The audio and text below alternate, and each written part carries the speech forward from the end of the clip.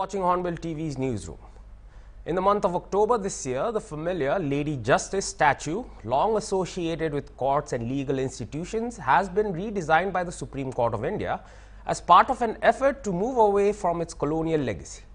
Traditionally depicted with a blindfold and a sword, the statue's updated version removes the blindfold and replaces the sword with the Constitution, signaling a new era for Indian justice. The move was led by now retired Chief Justice of India D.Y. Chandrachud, who emphasized that the law is not blind. It sees everyone equally. Not only Lady Justice, but the central government in the month of July replaced the three criminal laws, the 1860 Indian Penal Code, the 1973 Code of Criminal Procedure and the 1872 Indian Evidence Act respectively, with the Bharatiya Nyaya Sanhita, the Bharatiya Nagrik Suraksha Sanhita and the Bharatiya Sakshya Adhiniyam that came to effect on July 1st. With such advancements in the Indian judiciary, but here in Nagaland, majority of the people still get confused over the application of Indian law in Nagaland, and which is mainly due to the rights enshrined in Article 371A of the Indian Constitution that safeguards matters relating to the Naga religion, social practices, customary law, land rights and civil and criminal justice without the consent of the State Assembly, even though passed in the Parliament. In today's newsroom, we'll look at the criminal justice system in Nagaland in particular. We will also try and find out the importance of the customary law courts, the importance of the village councils in handing out justice to the victims of certain crimes, and we'll try and gauge if the application of the Indian legal system in Nagaland is actually a feasible option or not. And to join me on this special newsroom, we've got our associate editor Almuli, and we will both be speaking on this topic and try and gauge over the Indian legal system versus Article 371, or rather the customary law or the criminal justice system in Nagaland. First of all, good morning, sir. Thank you so much for joining us on this special newsroom. Well, sir, the matter has just been put before you. Well, today we will be discussing about the criminal justice system that is applicable in the country of India, and also the criminal justice system that is applicable only for the state of Nagaland, since we are protected by Article 371A. Well, so over the past few months or over the past few years, Hornbill TV has been reporting about crimes such as murder, theft, abductions, extortion, and we see that most of the cases are coming from Dimapur or Kohima or proper districts. Do you believe that very less cases are reported to the police stations and rather more cases are lodged in the village councils in the state of Nagaland? And why do you think such phenomenon is taking place in Nagaland, where justice in India is supposed to be equal for all? Yeah, Kevin, I think the reason why the community leaderships continue to hold a lot of influence in the law and order administration, especially in a state like Nagaland, is because the whole idea of justice enforcement, the way we see it, is not through the eyes of a constitution and a set of laws that I think people from the rural communities, they look at it as a foreign tool. That is one thing. And there have been instances in the past when someone had stolen a pig and chicken. And even if it's just stealing a pen, normally that's a criminal act. And by what the Indian Penal Code used to work, you're supposed to approach the police station in that regard. So now, these days, if the crime is in the magnitude of, let's say, a serious action such as murder or rape or theft, then I think it's easier for the villagers or the rural communities to approach the police in this regard, where they feel that their sense of justice will be fulfilled only by the laws that the government of India gave us. But if it is something to do with, let's say, divorce, it is something to do with someone stealing your chicken, and which are not necessarily considered important enough for us to go to the police station, then I think we would go to the village councils. Now, the reason is that, although, to be fair, we have always put a lot of weight on Naga customary laws. Yes. And I think it's one of our points of pride. Yes. The thing is that those days, acts such as, let's say, sexual assault or rape, Yes. they were not common. Yes. Murder was also not common according to what we heard when we were growing up. Yes. So it was taboo. These criminal acts, they were taboo in that regard. So the communities and the villages did not have any kind of mechanism to address this kind of, I'm not saying there were none, I'm just saying they were generally considered severe taboo. Yes. So the laws do not have, the Naga laws do not have any mechanism to address this kind of criminal acts. So it is somewhat easier for the village communities to look at a larger enforcement apparatus as something that is alien from the kind of justice they would want.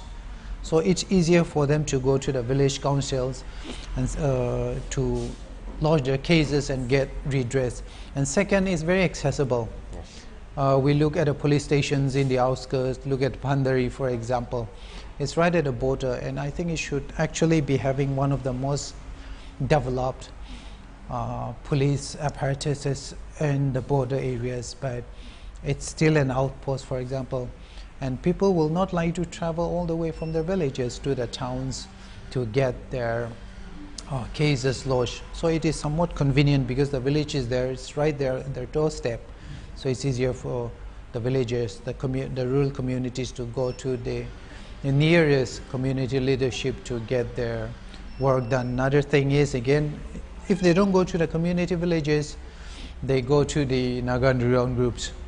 And I think this is a very common phenomenon. Another thing is, generally community in Nagaland have never really been trustful or the trusting of the police system in Nagaland. And way back in 2007, 2008, there were articles in the newspaper about why villagers Yes. and even Naga people in general do not trust the Nagaland police force. Now it is changed now, things are changing, and I think we have one of the more capable police organizations this side of India. Yes. And it might be not one of the best, but it is working and it is trying its best. But even those days there were people who were not really sure how to address the whole the performance gap that the police allegedly had those days. So there was a word of caution, there was a word of distrust in this regard that the police administration in Nagaland would be able to dispense justice. So these are some of the main reasons why, although we have an elaborate set of laws given to us by the Constitution of India and the Government of India, I think it is easier and more convenient for most people in states such as Nagaland to approach their community leaderships and their village councils to seek and to avail justice. All right, so you just brought out a very important point, which stated that the Naga customary law was not so used to the fact with the Indian legal system in which there were certain crimes that were severely taboo. All right, now in that context, as a Naga, if you belong to a tribe, then you also belong to a sub-tribe of that particular tribe. And you've got clans and you've got various clans even amongst one particular tribe. Well, just very recently, sir, in my conversation with Nsimonguli, who is the co-founder, who is one of the founding members of the Account or Against Corruption and Unabated Taxation, during my conversation with him, sir, he brought out a very interesting point or fascinating point in which he stated that he took an example from his own village and his clan, in which it stated that when two people got married in his village belonging to the same clan, they were chucked out of the village by the village council. Now they're settled in Woka and they're doing well. Then he gave another instance in which there was a man who was caught for murder, and then he was to excommunicated from the village, but then he settled into Woka and now he's a successful businessman. In this regard, don't you think the whole application of law is going to be so diverse and intricate, because Just recently, when Chief Minister Nupi Rio had attended the civil service meet, he had stated that Nagaland is very unique because now we've got 17 tribes. So we can only imagine from this 17 tribes, how many sub-tribes will be there and even clans. So don't you think this is going to be a very intricate subject, and justice for each tribe will be very distinct from each other? Don't you think that is going to cause a huge problem in the way customary law is actually practiced here in Nagaland? Yeah, definitely, okay. I edited the book, The Rules and the History of Gamburas in Nagaland. Yes. That was published recently. I think it was in 2023. Yes. So I edited that one. Yes. And it was by the former commissioner and secretary. Yes. And in that book is a set of rules or local laws that the community leaderships implemented in the villages. Now, a very interesting thing about that book is that if you go through the rules, the regulations, the customary laws across all the communities in the Wokha area, Yes. because that book talk about the customary laws of the Lotha people, generally, almost all of them are same. Like there is no diversity in the way these laws were to be implemented. It was more in the nature of crime commission and justice enforcement. Yes. So the rules did not vary in the sense that almost all the clans, all the villages in Wokha, or at least according to the author, they all followed the same pattern, and there was not much differences in the way one village administered its laws from the other village that was administering its own. Yes. So there was no diversity in the sense that almost all of them had the same line of enforcement, justice enforcement, and most of them were about divorce, Yes. Stealing, Yes. and divorce, stealing, and I think land grabbing. Okay. And there you will not find serious crimes such as rape Yes. or murder. So when we talk about the various communities across Nagaland, now we have about 16 to 17 tribes. All of them have different set of laws, but then again they are also similar in application, because the justice enforcement is not based on persecution as such. You just mentioned that someone who committed murder, they were banished from that village, Yes. but they could still go over to a different town or village and to live peacefully. Yes. So the sense justice information during enforcement during those days was based on what you call supernatural or supernatural retribution, divine retribution. So for you it's easy to excommunicate this particular person who committed a crime because you felt that this guy is going to get karma later on. Whatever he committed on the people, he's going to get karma. And he's going to get in the same measure as he committed on other people. So it was easier for them to chuck them out instead of, I don't know, beheading them or just jailing them or use some kind of a punishment apparatus like we do in the modern times. Yes. So there's a lot of diversity, yes, and there are a lot of different rules by each of the community members. But then again, like I said, the rules are similar, but the nature of crimes again are also different. I think the Sumi people have punishment set out for people who commit murder, for example, but I don't know about the Lotha people. I've never heard of anything as such, and even the Au community, I do not think that they have customary laws in that sense that is directly for murder, But the punishment are all of the same, more or less the same. You get excommunicated, banished from your village, or you have to pay fine in terms of land or meat. So the punishments are different, but the application is generally, again, they do not vary much. So because of these differences, way back in 2009 and 2010, that the Chief Minister of Nagaland, Nifirio, he was the Chief Minister then too, he said the Naga people need to have a set of codified customary laws where all the tribes and each set of their laws would be made into a single document that can be enforced across every community uniformly. So that was one of the statements that he gave during the time 2009, 2010, during that area. And I believe that the Nagaland GP Federation was also engaged in that conversation, but how far that conversation was taken forward, I do not know yet, because as far as we know now, we have not heard of the government or the community leaderships approving or publishing any set of common customary laws that will work across the 16 or the 17 tribes of Nagaland.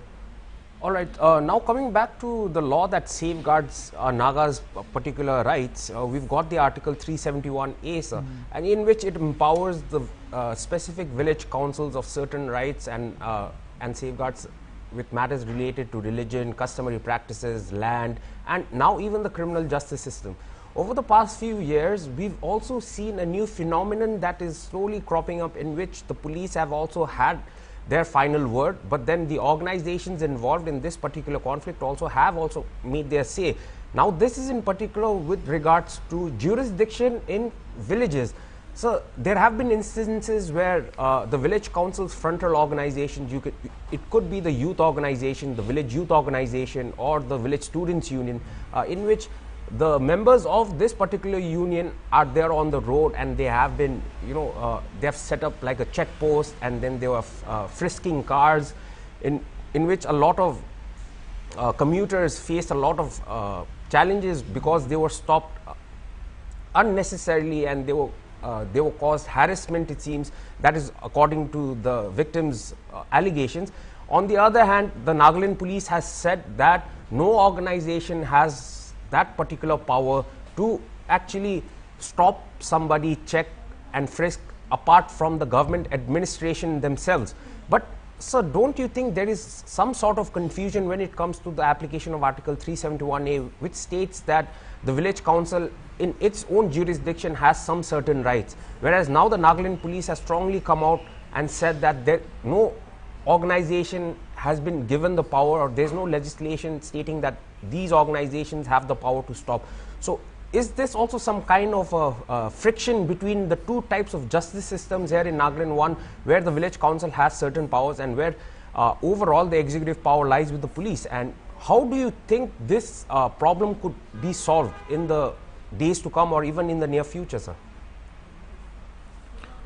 Yeah, to be fair, I think most of the time our community members, our youth and our women, they are compelled to take certain sets of actions when the administration is absent, or when the administration and the police are not really doing their job.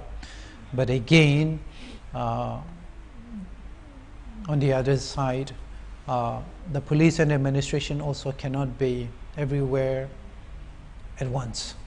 So they cannot be there to keep the situation in control all the time, and it is not that they have to be there at every spot to prevent something untoward.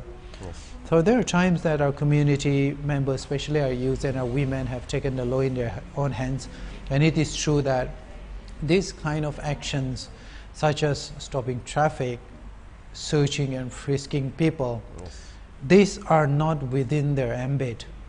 And again, we have to make a differentiation between law enforcement and policing.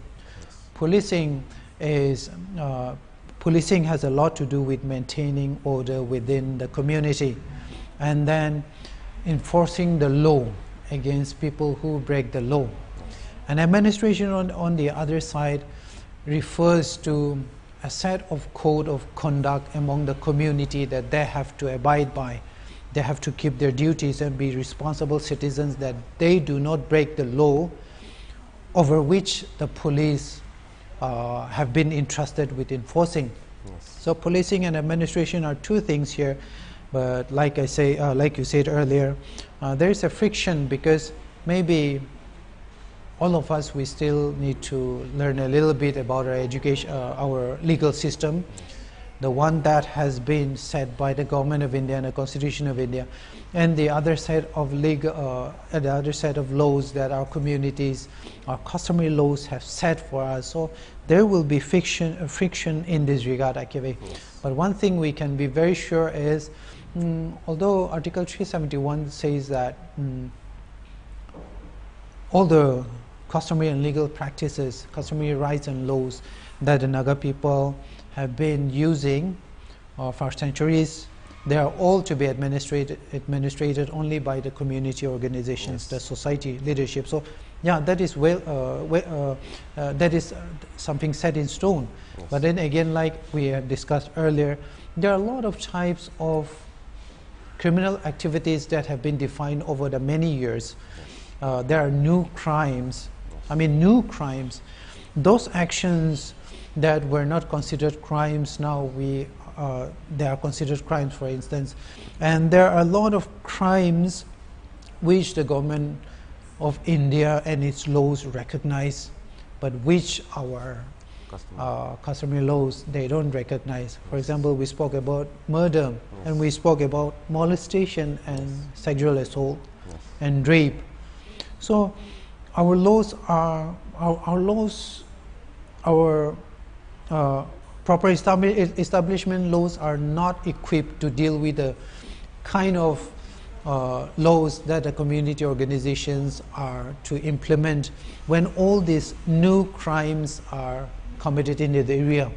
So there is bound to be a friction, and that is the reason why Chief Minister Nifirio had called during 2009-2010 that we should sit together, we should codify all our laws, and we should also compare it with the things that have changed over during the past about 100 years for Nagaland at least. So there's a lot of friction between the community and the laws that are represented by the police and the political administration as we know today. All right, on another aspect, so there's a common concern or a common voice, or rather a rising concern, which is the fact that over the past few days, due to the emergence of new media, we've seen that crimes have been committed. The police go and spring into action. They arrest the accused people. They charge them under certain sections of the then IPC or the IPC. But now with the Bharatiya Nyaya Sanhita, they are being charged under certain sections of the BNS. But the charges, the application of the charge are all visible. But after the accused person reaches custody, we hardly hear about the end product of the particular case, or rather there is hardly any information, or rather there is no follow-up to that particular story and as to what happened to the accused, whether the case has reached the court or not. And somehow in that whole process of the justice delivery system, the people of Nagaland lose faith in the judiciary in that matter. So why do you think such instances keep happening when it comes to particular crimes such as murder, extortion, abduction, or maybe even sexual assault, molestation, rape, which is a rising concern in our Naga society? We've seen that happen in so many places here in Nagaland, in various districts of Nagaland. But do you feel that because of the lack of communication after the cases, or rather after sections of the IPC or the BNS have been put, because of the lack of communication, there is a loss of trust in the justice delivery system? Do you think this could change? And also, do you believe that with the live telecast of cases being heard in the court or the sessions court or the high court or the Kohima bench of the Guwahati High Court, do you think that through such steps or activities that trust could be regained by the Naga public? This is a difficult question, Akivi, and I'm not qualified to be really speaking about some of the legal aspects of justice administration or even policing and criminal prosecution. I'm not qualified, but at a personal level, I think yes, there is a lack of trust by the people in the policing system in Nagaland, and this is not something that we have expressed for the first time. Yes. And even during those days, we grew up in a time when conflict was commonplace. Yes. Shooting, killing, violence, it was commonplace. So somehow we grew up in an environment where the narrative was strongly against the police and the administration, because, as you have said, we have heard a lot of things about, and the police are not really transparent also. Yes. As a journalist, I think all of us, we have experienced a lot of times when everything is left, investigation is going on. Yes. So sometimes that can be an excuse for you to not be able to have any relevant information for the public. But if you look at how police establishments outside operate, they always keep the public informed. Yes. This is the step, this is the progress so far, and we're going to this step next. So we don't have that kind of transparency. I don't know, because our media relations culture in Nagaland is a very new thing, and that will also go for the police. So they don't really try to build some kind of a rapport with the public. So that is one thing, so which the people will see it as a phenomenon that the police administration is trying to build so they can hide facts. So there is no trust. I think 2007, 2008, it was during the time, during the Wongram incident at Purna Bazaar. Yes. Like sleepless nights, scary nights, a lot of shooting, a lot of houses were burned. And it was, I remember that during the time, this police officer who was at East Police Station, and now he is at PHQ, he told me this, as you remember, that night. We catch all these undergrounds, but it's the courts that lets them off. I still remember that, and I don't know how far that is true, but I think the narrative of distrust is very strong. Yes. So I do not really blame the people also, and I think I have also personally experienced that. I don't know, things might have been changing, or we are just exceptions. Yes. But I've also experienced that our police system needs to needs to also look deeper into their performance also, and I think they need to try to connect with the people a little bit more. All right, so in conclusion, sir, just a small question, which is, the fact is, we are seeing an increase of criminal reports being filed in police stations, or we have seen that there is a certain change in the mindset of a Naga individual when it comes to being a victim of a certain crime. Now, the approach, or rather, the fact that they can approach a police station and file an FIR is growing, and that seems to be changing in the way justice is delivered here in Nagaland. But so there are certain crimes that take place in the remote villages where the police have come up and said that you should come up and report it to the police station itself and not leave it and not just be left and suffer with the injustice that is being done to you. But do you believe that, with the fact that now with the emergence of media too, as soon as you report a certain crime to a police station, the media reaches there, and then everything is advertised, or rather it comes out in the public domain. But do you think that people in the villages, they do not want their particular crime to come out in the public domain, which is why they prefer to go to the village councils and get their justice from the councils and keep their case very secretive, or rather not let it out in the open and let all the public know about it? Do you think that this is also a factor as to why very less cases are filed in the remote areas and more cases are being filed in the urban areas? Generally, there's a very complex set of behaviors and attitudes that still govern the communities in Nagaland. Reputation is one. Yes. You don't really want to bring this up in public because you fear there will be some kind of a pushback in the future for you. So reputation, family honor is there. Yes. So that's the reason why they don't really want to bring it out at a platform where the whole issue will be reflected negatively on the people involved. Yes. And then second is, we have talked about distrust also, Yes. but that is also not the entire story.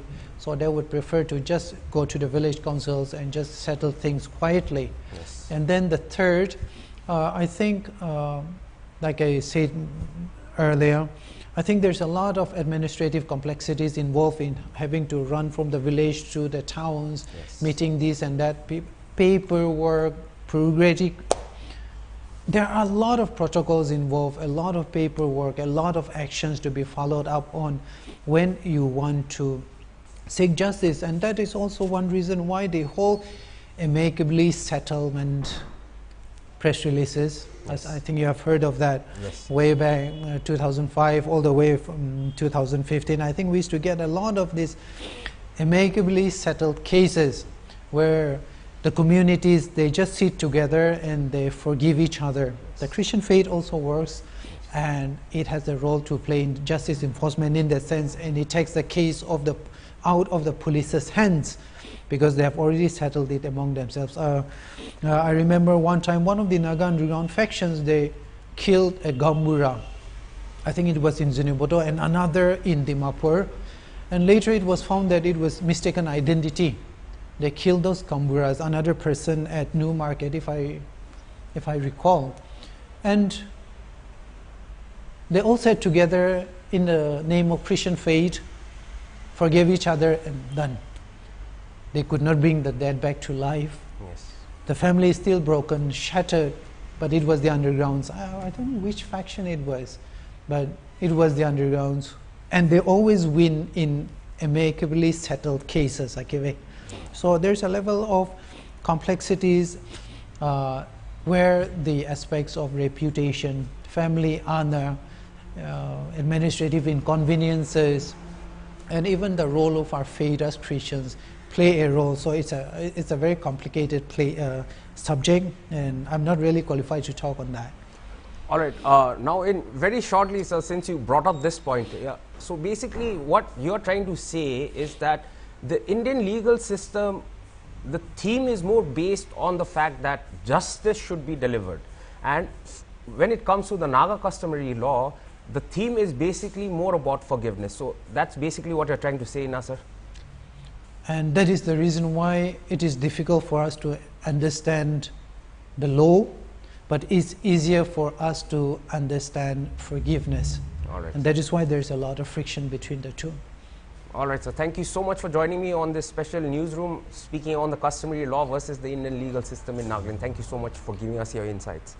Well, that was our associate editor, Mr. Al-Nguli, and we had just spoken about the application of the Indian legal system in Nagaland, and also the stark, unique right that Nagas have enshrined in Article 371A, where matters relating to Naga religion, customary practice, land, criminal justice system is protected, and that the Naga system would be applicable in Nagaland. Well, that seems to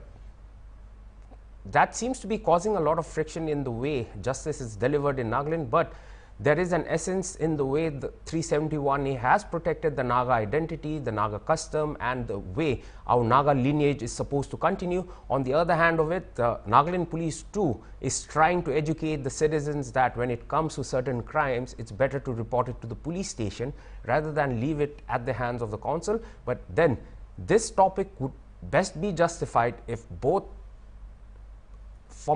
people from both sides come sit together and also chalk out the differences, and also try and make a codified law that Mr. Al-Nguli just mentioned, that the CM was trying to codify the Naga customary law, but that conversation happened in the year 2008-9. So we hope that this discussion will continue to progress in a way where justice is equal for all in this country, and especially in Nagaland. Well, for more topics like this, keep watching Hornbilltv.